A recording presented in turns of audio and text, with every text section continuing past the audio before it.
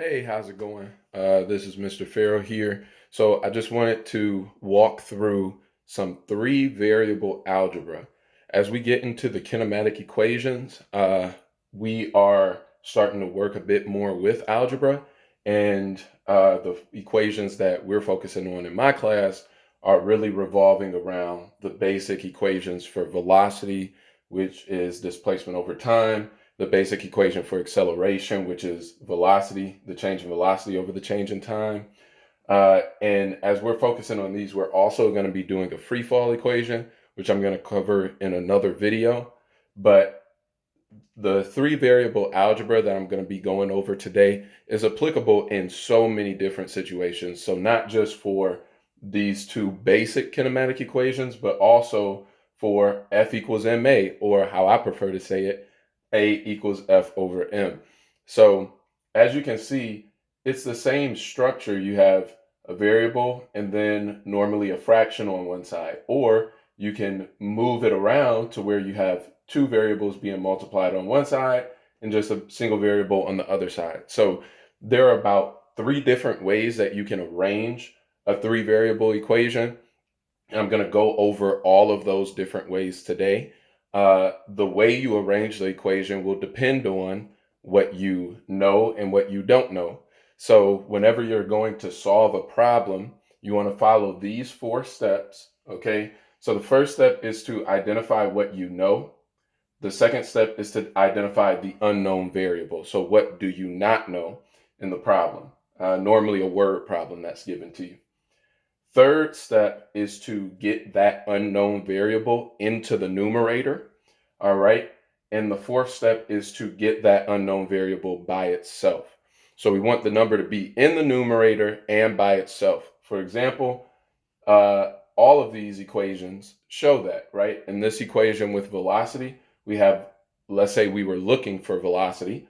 We have velocity in the numerator, right? It's not underneath anything like the delta t is, and it is by itself. So when we plug in our known variables, which in this case would be delta x and delta t, we can calculate exactly what the velocity is. Now, if you look at the F equals ma equation, this one looks different, right? However, it's the same situation. We have one variable on this side, so we are looking for F in this situation, which is force. And because it is in the numerator, right, it's not underneath another variable like the m or the delta t, right? We have it in the numerator and it is by itself. So when we plug in our known values for mass and acceleration, we are going to be able to calculate the force, all right? So in this video, again, we are just covering how to manipulate three variable equations to find every single possible combination, right? Every single variable. We'll mostly be working with the velocity equation because that's the equation my class is working with right now. And we will be solving for v, delta x, and delta t. And again, these same methods you can use in any three variable equation where you're going to be doing the same type of variable manipulation and changing things around. So yeah, let's go ahead and get started.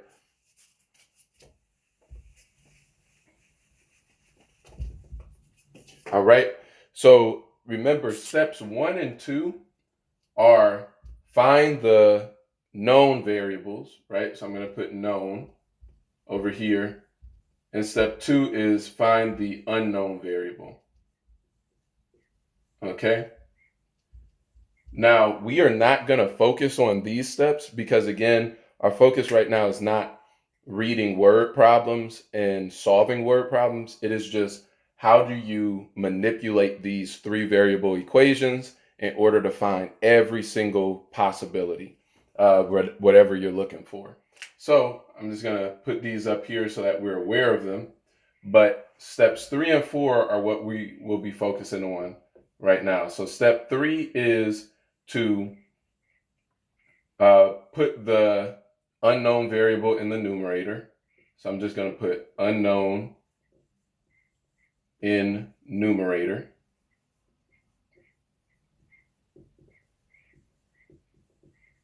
And step 4 is get the unknown by itself.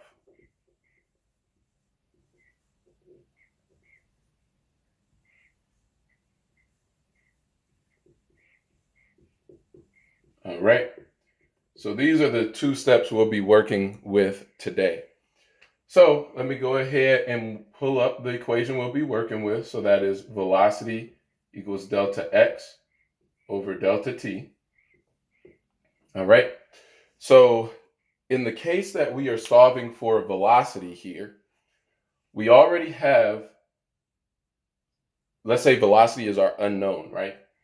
Velocity is currently, and let me actually make this on the side. This might be helpful. So I'm going to put unknown here, make a list of our unknown variables. So we'll put v, right? And then for our known variables, we'll put delta x, which is displacement, and delta t, which is the time that has passed. All right. So we know v, we don't know delta x or delta t. So in this equation, we have to check these two steps. First is our unknown in the numerator. Okay, our unknown variable is actually in the numerator. It is not underneath a division sign, so that is good. And step 4 says, is the unknown variable by itself? In this situation, v is our unknown variable. It is by itself. There's nothing else on the same side of the equation as v. And so we could go ahead, plug in our values for delta x and delta t, and we will have our answer. All right. Now let's change our known and unknown variables. So let's say we know what v is, and we know what delta t is, but we don't know delta x. Okay? So we know v, we know delta t, but we don't know delta x. So in this situation, we have to ask ourselves this question. Is our unknown variable in the numerator? Well, we look at this problem. Our unknown variable is delta x. Delta x is indeed in the numerator. So we don't have to change where delta x is. It is good where it's at. Now we look at step 4. Step 4 is the unknown variable by itself. So currently when we look at delta x, it is on the same side as delta t. Okay? So we need to move everything away from delta x. So in step 4, the focus is not moving delta x. It is moving everything else away from delta x. Delta x is already in the numerator, so we don't want to touch it, right? But everything else that's around delta x, we need to move it away. Okay? So in step 4, we have delta t over here. Okay? Now here's the important part to remember. You have to see, how is delta t connected to delta x? What operation is connecting both delta t and delta x? If we look at our equation, the operation that is connecting delta x and delta t is division, okay? As we can see with the division sign, or the division between delta x and delta t. So if division is holding these two together, we have to do the opposite operation to pull them apart. So division is holding them together. The opposite of division is multiplication. So we are going to use multiplication to separate both of these variables. All right. Now again, I don't want to touch delta x because delta x is already in the numerator. Okay. But I am going to move delta t away from delta x. So in order to move delta t away, I simply multiply by delta t. All right, so I'm going to multiply by delta t. Whatever I do to this side, I have to do to this side. All right.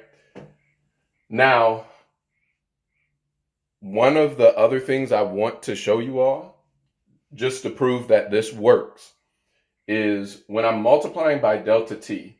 So personally, I don't like to multiply a fraction by a non-fraction because it confuses me a little bit. So I like multiplying a fraction by a fraction. So I'm going to make this delta t into a fraction simply by putting it over 1. Now, why does that work? So delta t is the same as delta t divided by 1, right? Delta t divided by 1 equals delta t. So in this case, I am actually not going to, I don't have to worry about multiplying by a fraction by a non-fraction. I just put it over 1, and then we're going to multiply straight across, okay? So delta x over delta t times delta t over 1. So let's go ahead and write that out. So when you multiply fractions, you multiply straight across. So I end up with delta x times delta t over, and then delta t times 1. Anything times 1 is itself, so delta t times 1 is going to be delta t. All right, and now I have to multiply this other side. So delta t, well, in this case, I actually didn't need to make it into a fraction, right? Because v is not a fraction. So let me go ahead and erase that. So delta t times v is just going to be delta t times v. All right. So now I have a little bit of a complicated situation over here because I want to get delta x by itself. All right. And right now it's not by itself. However, if we look at this fraction, we have delta t in the numerator and a delta t in the denominator. Whenever you look at a fraction and you have a variable in the numerator and the denominator, you can cancel them out. Now, when you cancel them out, that doesn't mean they disappear. It means that delta t divided by delta t is equal to 1, right? Just like 5 divided by 5 is equal to 1. So because we have the same thing over the same thing, I can go ahead and cancel them out, and they equal 1. So now I have delta x times 1. So I can rewrite everything as delta t times v equals delta x. And again, delta x times 1 is just going to be delta x. So this would be the final equation I use when I'm trying to find my unknown variable delta x. So I would plug in my delta t, and I would plug in my v value, and that would give me delta x. All right, so that's the second way we can change this equation around. All right, now let's look at the third way we can change this equation around. Okay, so we have v equals delta x over delta t. All right, we're still starting with the basic equation. All right, and now instead of delta x being my unknown variable, let's say delta t is my unknown variable. So far we have solved for v delta x, and now we're solving for the final variable of the trio, delta t. So the first step is get the unknown variable in the numerator, right? So because we already have our values set up, we already know our known variables and our unknown variable. So my unknown variable is delta t, and I want to get delta t in the numerator. So currently delta t is in the denominator, okay? So the key to number 3 is that if your unknown variable is not in the numerator, you need to move it into the numerator. So instead of messing with delta x for step 3, I am going to move delta t. So I'm going to move delta t out of the denominator into the numerator. Now, how do I do that? So currently, I can't move delta t because it is joined to delta x through division, okay? In order to separate them, I need to multiply. So I am going to multiply by delta t because I want to move delta t into the numerator. So I'm going to multiply by delta t on both sides, all right? And that's going to separate my delta t and my delta x so that I can move delta t into the numerator, all right? Now again, delta t here is not a fraction, so I'm going to make it a fraction so that when I multiply my fractions by each other, it works out nicely. Now, as we saw last time, delta x times delta t over delta t times 1, I can cancel out both of my t's, my delta t's, because delta t divided by delta t equals 1, just like 5 divided by 5 equals 1. So that's going to equal 1. And I only am left with delta x. Now on this side, I have delta t times v. I could put delta t over 1, but because both of these are not fractions, I'm just going to leave them not as fractions.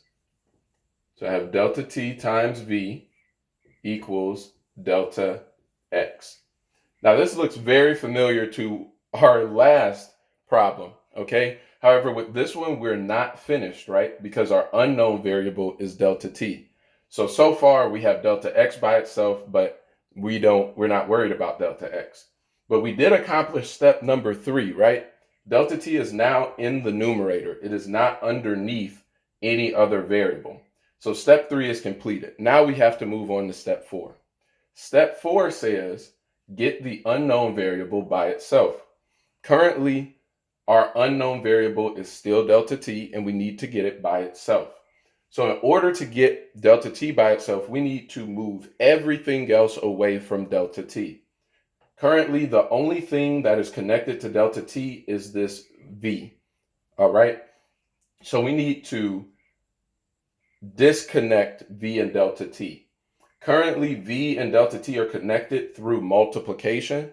So in order to disconnect them and separate them, we need to do the opposite of multiplication. So that is division. So I'm going to divide by v on both sides. Again, the reason I'm dividing by v and not dividing by delta t or delta x is because I want to get everything away from delta t. Right now, the only thing connected to delta t is v. So in order to separate them, I need to remove v, right? I don't need to remove delta t. I don't need to remove delta x. Delta t is already in the numerator, so I leave it alone, and I just work on getting everything else away from it. So currently, I divide by v on both sides. Again, just like in the situation with the delta t's, I have a v up top and a v in the bottom. That's the same as saying 5 divided by 5, which is equal to 1. So I can cross that out. That equals 1. All right, so now I have delta t times 1, right, which is just delta t. And then on the other side of the equation, I have delta x being divided by v. All right, and so that ends up being my final equation for finding the unknown variable delta t. All right, so let's review. We manipulated the equation v equals delta x over delta t, and we found two other forms, right? It was v equals delta x over t. We found that delta t times v equals delta x, and we found that delta t is equal to delta x divided by v. All right, a 3 variable equation, and we found all the different combinations. Now, just to show you again that this is possible with other 3 variable equations, I'm going to go ahead and write the different forms of the acceleration equation for kinematic motion, simple kinematic motion, and the force, the acceleration equals force over mass, or F equals ma equation. Okay.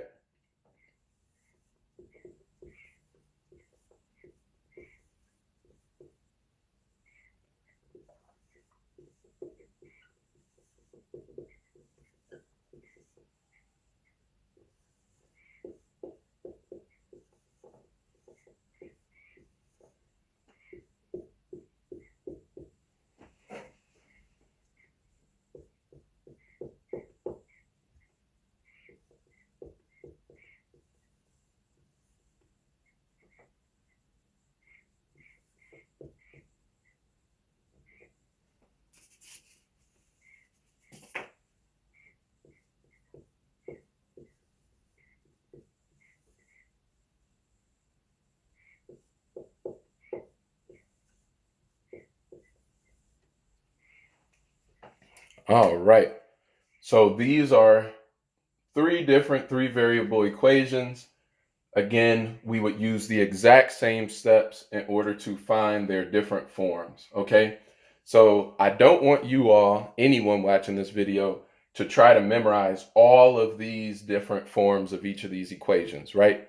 The goal is for you all to be able to have the intuition to know how to go about changing each of these basic equations so that regardless of what problem you're given, you can change your equation to find the new form that you need. Okay, so don't try to memorize these, but learn the algebra steps that you need to go through in order to solve every problem. All right, have a great day, and I believe in you.